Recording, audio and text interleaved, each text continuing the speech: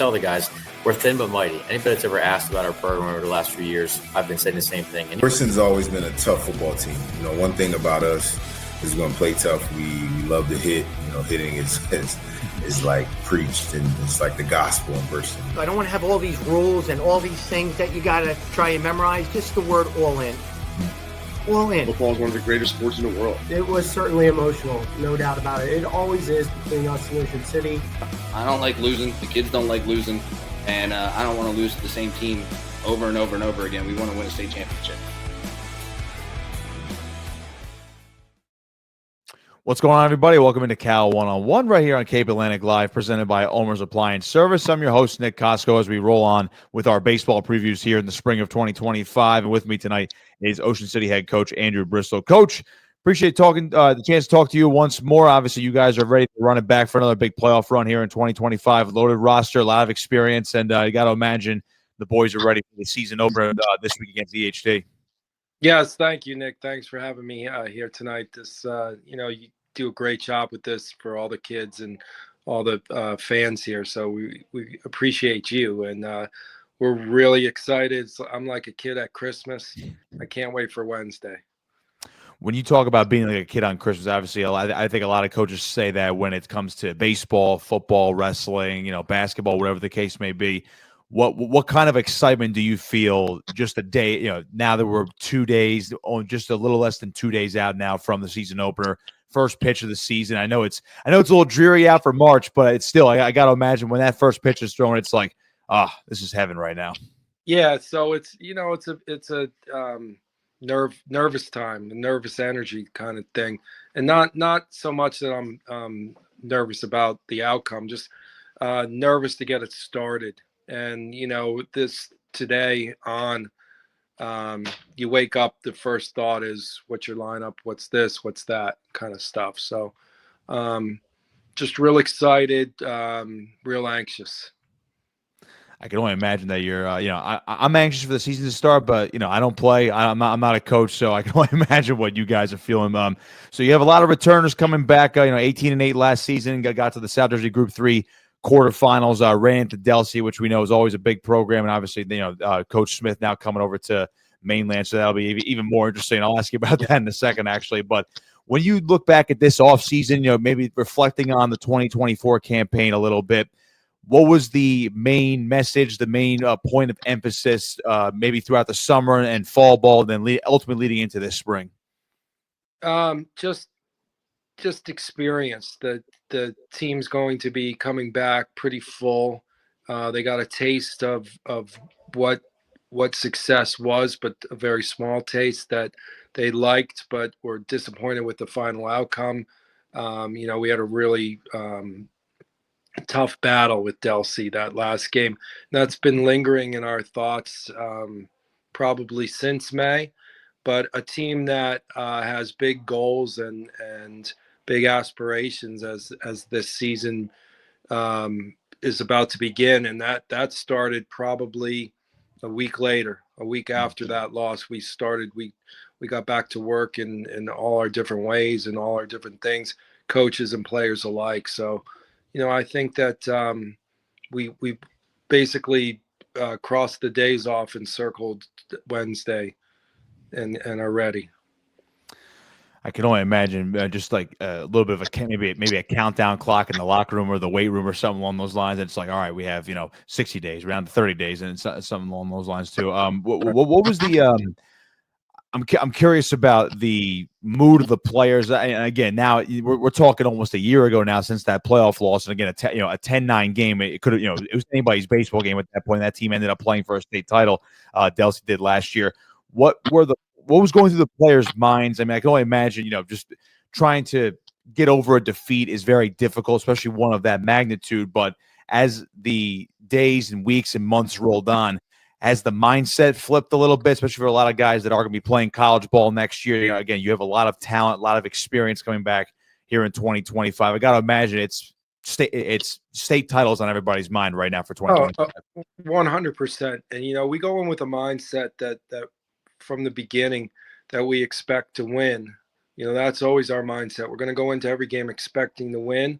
and that doesn't always mean it happens, but we expect to win, and that's why when you expect to win and you lose, and I hate to lose and they hate to lose, so you don't expect to lose, and when you do lose, it's tough, and no tougher than the way we lost last year, which I just think motivates these guys so much more. And they stay in touch all year with our coaching staff, and they're just motivated to be successful this year. And we talk about that every day. And our goal, of course, is to go as far as we possibly can and win it if we can, if we get that opportunity. When you look at your off-season training and maybe into the specifics of what you guys did, just to maybe improve upon the little things from last year, is that what this off-season was, considering the amount you brought back? Was it just honing in on little things? Was it maybe just tweaking some things that maybe you didn't do last off-season or maybe in season last year? What was that whole process like over, let's just say, the last 9 months? Yeah, so every kid trains, and they all train with their different summer teams or whatnot. But we talk about what we need to work on, and one of the things we talked about was with our pitching, that we had to be consistent. We had to throw more strikes and get ahead of hitters as they got older, and that was huge for them.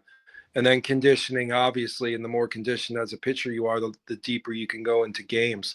So that's something that we set as goals is to get them to a point sometime soon where they can have the stamina to complete a game. So pitching wise, that was our main goal, and then hitting wise, just to become more aggressive and to attack fastballs and to have that approach of you step in the box with this mindset of yes, yes, yes when you see the pitch, and until no when you don't think, instead of no, no, no, yes, you go yes, yes, yes, no. Real just a positive approach at the plate, and aggressive, be aggressive, and just teaching these kids. And you see it always. I've been coaching a long time. The older they are, the more aggressive they get, and the reason for that is as you play and get experience, the speed of the game slows down for them. So a young kid, who we have a couple in our program, the game's going to be a little faster for them, and it takes a while for them to get to that level.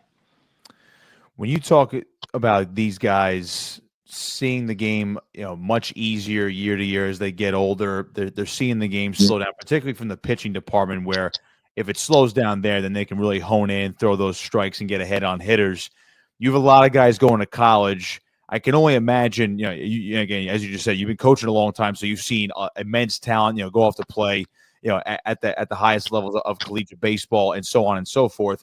But when you have a large contingent of guys, there's guys like Evan Taylor, Travis Large, Colin Thompson, Ryan Baldwin, Nolan Bouchard, Cam Street, all guys you alluded to me before that are going to be playing college ball next year.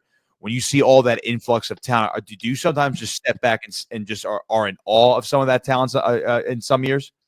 Every day, I think so, right? So when you have that kind of talent in today's baseball, it's a lot different. And especially with this group, I think that we put a lot of responsibility on them. And I'm just what my my main guy, Ed Terry, is my main assistant. He calls me the arbitrator of baseball. So that kind of has been my title.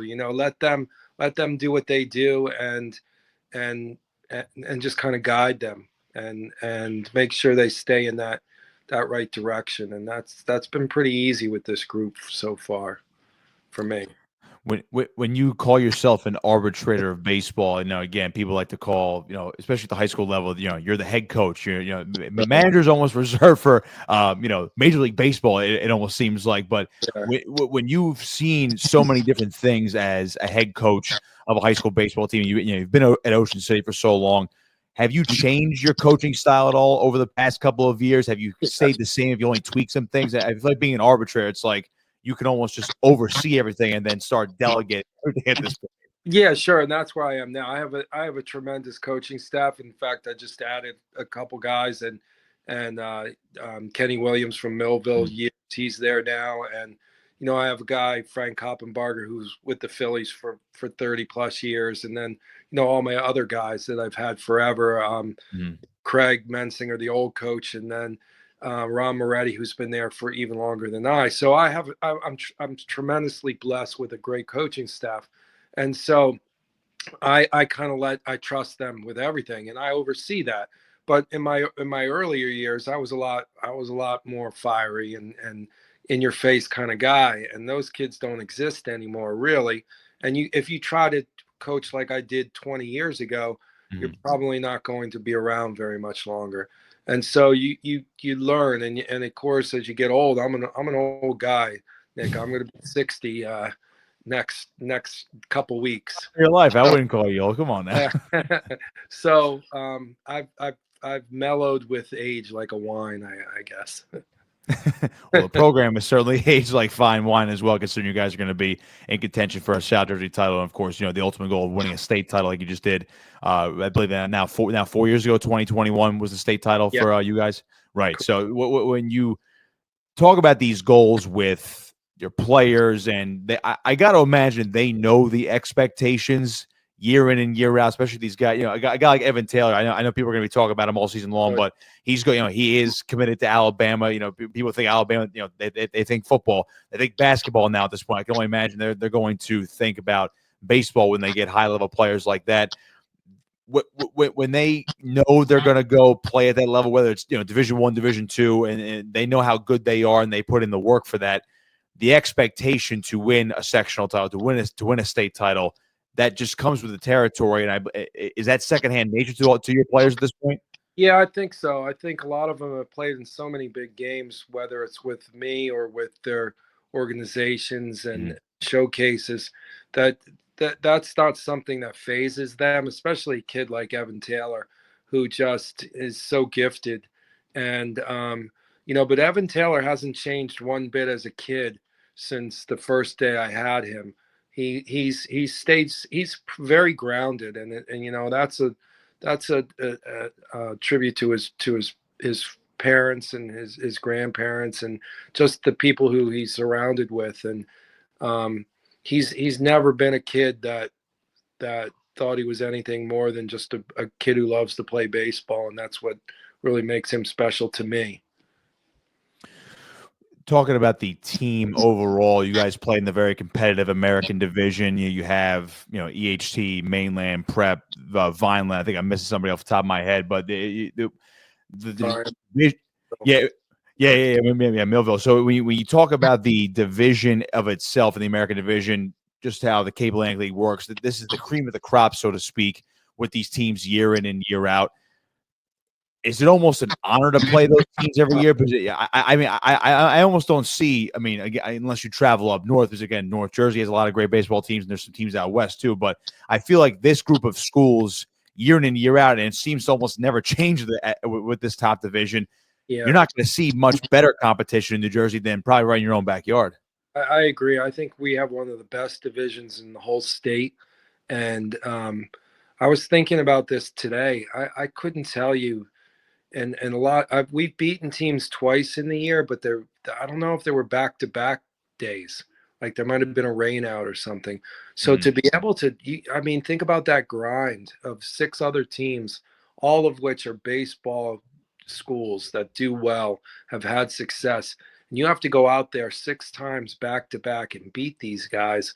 And that's just such a huge task. And I don't know if I don't know who can do that, but it's a challenge I really like. And I wouldn't want it any other way. I think what it does is it gets you battle tested for when the state playoffs come, when you can face the teams we face and then go into a state tournament. There's not much more you're going to see than that. And the talent is, look at all the kids that we've had come out of this after even before Mike Trout, but since Mike Trout, the names that we've had here and the kids who've gone on and played big time baseball. And then even before Trout, some of the guys who got drafted and then with him and after him, just the names that it's just, I feel honored to be a part of Cape Atlantic League baseball And then I get the honor of coaching the Carpenter Cup team with the Tri-Cape team, and just to be around such talented kids is just I'm so lucky, I think. Without a doubt, I can imagine it's awe-inspiring, as you alluded to before, with your own kids. The Charlotte trip that you were telling me before we got on the air, that is a trip that you guys seem to embrace. I don't know how often you do it, whether it's every year or every other year, but when you do something like that, the kids, I'm sure, are thrilled to travel. Warmer weather, obviously, before we even get to the spring, but the competition you guys face. I was just talking to HC coach Brian Carmichael, and he said the same thing when they go to Myrtle Beach. They play a lot over a short period of time, 3-4 days. Yeah. They get a lot of different looks from out of state. What's a trip like that for you guys at Ocean City? Yeah, so this was our first year to go down to Charlotte. My one coach, Frank Koppenbarger, is with the Phillies organization. Mm-hmm. He hooked us up with a guy who was with the Phillies down there. And so we played this academy down there. It was the I think they're Pro Stock Royals, they were called. And they're an academy where kids come from all over the country and play for them. They play an independent schedule. And so we were able to play them 3 games, and we saw some big time arms, some Division I arms, and some Division I players from North Carolina, Texas, and New York, and a couple other states. And it was a really good trip in that regard with baseball. And then really what we do it for is the bonding of the players, and to kind of get them to get to know each other well, and to get that camaraderie that they're going to need throughout the season. So we go away every year, but this was the first year we tried Charlotte, and it was great. Do you look for something like that again next year, whether it's Charlotte or somewhere else in the South? They want us to come back, and they play at Queens University down there in Charlotte. That's their organization. Queens actually plays there, and it's beautiful. And so yeah, we'd like to go back there and possibly add more teams, and then we kind of control who we play.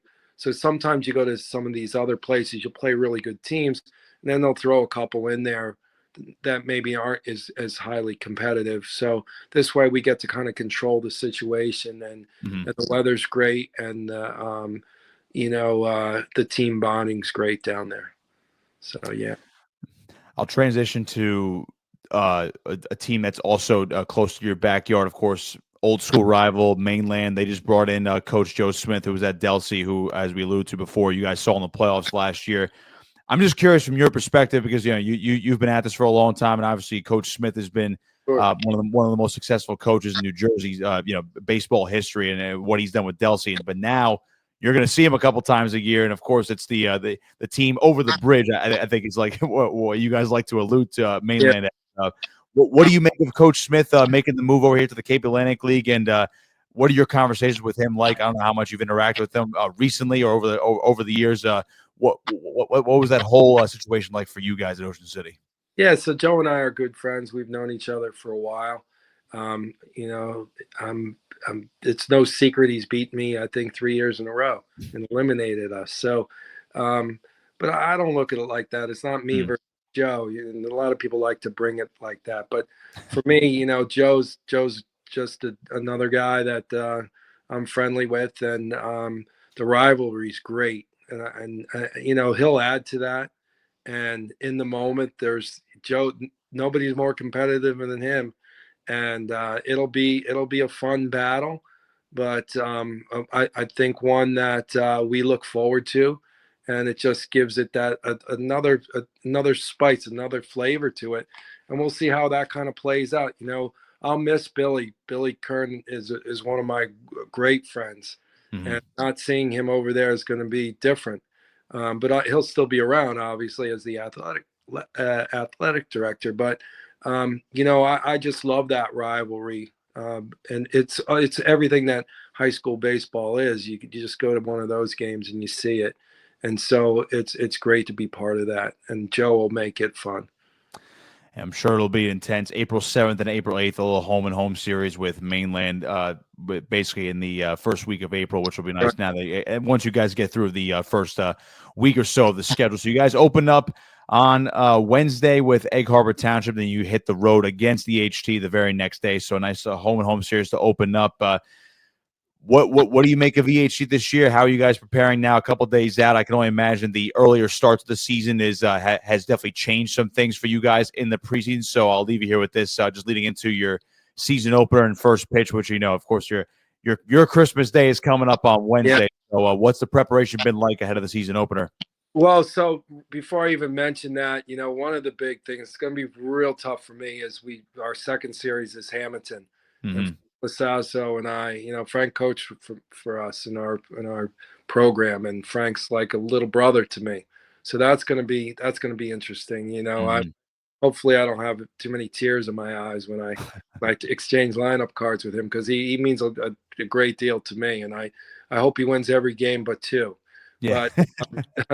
But with Carm, EHT, they're coming off a Group 4 final.